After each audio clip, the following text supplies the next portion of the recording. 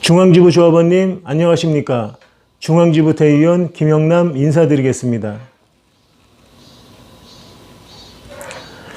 요즘 연일 계속되는 장마와 무더위에 정말 수고가 많으십니다. 조합 직책자로서 큰 힘이 되드리지 못하는 점 항상 송구한 마음을 가지고 있습니다. 오늘 말씀드릴 내용은 ICT 규제 샌드박스에 대한 내용을 말씀드리고자 합니다. 생소하게 들리실지 몰라도 각 분야에서 신기술이나 서비스에 대한 근거 법령이 없거나 명확하지 않은 경우 일정 조건 하에 규제를 면제해서 신속하게 사업화가 가능하도록 임시로 허가를 해주는 제도입니다. 예를 하나 들어보겠습니다. 뉴스로 보신 분들은 아시겠지만 요새 외부로 운전면허증을 다운받아서 사용하는 운전면허증이 있습니다. 바로 패스모바일 운전면허증이라는 건데요. 이것도 과학기술정보통신부 규제 샌드박스를 통해서 출시가 된 사례가 되겠습니다.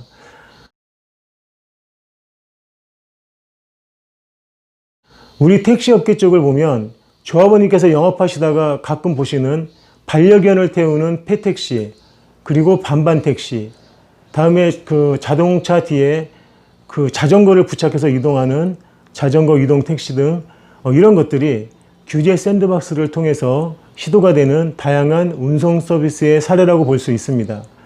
최근에는 선불요금, 동승요금, 탄력요금제 등을 도입할 수 있는 요금 선결제 가맹택시 서비스가 있고요.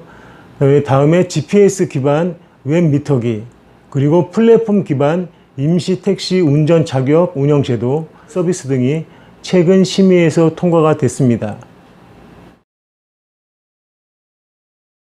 그럼 먼저 이런 플랫폼 활성화를 주도하고 있는 모빌리티 혁신위원회에 대해서 짚고 넘어가겠습니다. 5월 달에 출범한 기구인데 9명으로 구성이 되어 있습니다. 8월 달 정도에 그 합의안을 도출을 해서 9월 달에 하위법령 입법 예고 절차에 들어가서 내년 4월 8일 정도 시행이 되도록 그런 계획을 가지고 있는 것 같습니다.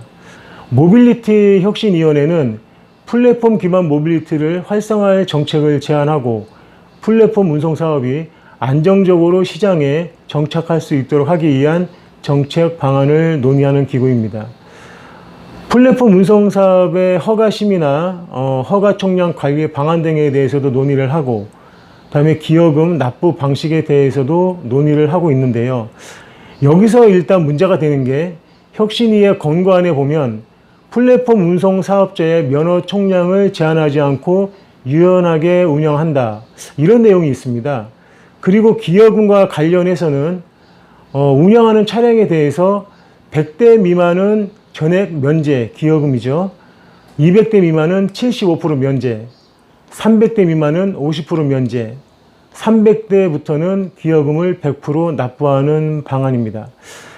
기여금은 매출 대비 5에서 한 10%, 다음에 운행 횟수당 몇백 원, 대당 월정액 40만 원으로 납부하는 세 가지 방식이 유력한데요. 말 그대로 무상면허, 일수면허, 월세면허입니다. 이건 정말 말이 안 되는 정책입니다.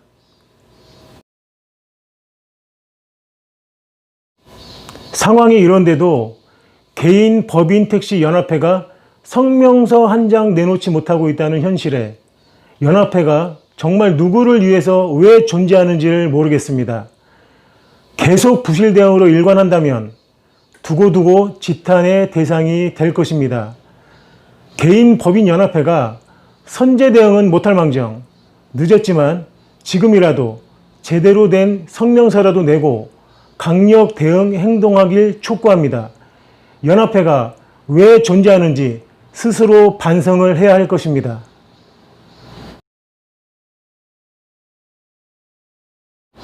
설령 플랫폼이 허용된다고 해도 총량제를 유지하는 최소한의 기여금 안에서 유지 관리돼야 합니다. 기여금 면제 등 특혜가 있어서는 절대 안 됩니다. 플랫폼의 기여금으로 개인 택시 면허를 매입해서 총량제를 유지하는 게 기본 틀인데 이런 특혜가 있으면 되겠습니까? 기여금이 현실화되지 않고 현행처럼 특혜로 간다면 나중에 정상적인 기여금의 부실에 대한 책임을 지고 정부가 자금을 전액 들여 소각을 해야 할 것입니다. 한 번 더 강조하지만 절대 유상면허 원칙이 깨지면 안 됩니다. 이런 원칙이 무시된다면 개인 택시 사업자들의 제2의 투쟁으로 반드시 되돌려 놓을 것입니다. 다시 한번 개인 법인 연합회에 강력한 대응을 촉구합니다. 상황이 이렇다 보니 타다 또한 가맹점 택시 진출을 모색하고 있습니다. 지난 4월 타다 금지법으로 인해서 11인승 호출 서비스 타다 베이직이 종료된 사실을 다들 아시고 계실 겁니다.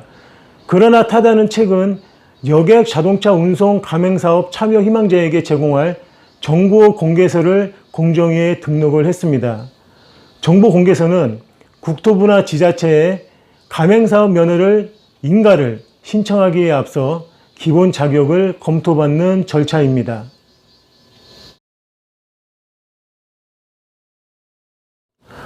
앞에 언급한 내용들을 종합해 보면 이제 우리 서울 개인 택시도 플랫폼 사업을 통해서 당당하게 경쟁을 하고 오히려 플랫폼 사업을 주도해 나가는 역할을 해야 된다고 생각을 합니다.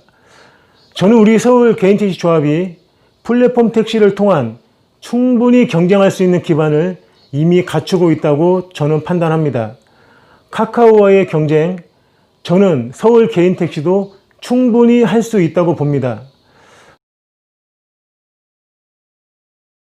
그리고 현재 플랫폼에 적용된 혜택이나 제도는 일반 택시에게도 전부 적용을 시켜야 합니다. 이것이 공정한 경쟁의 시작 아니겠습니까?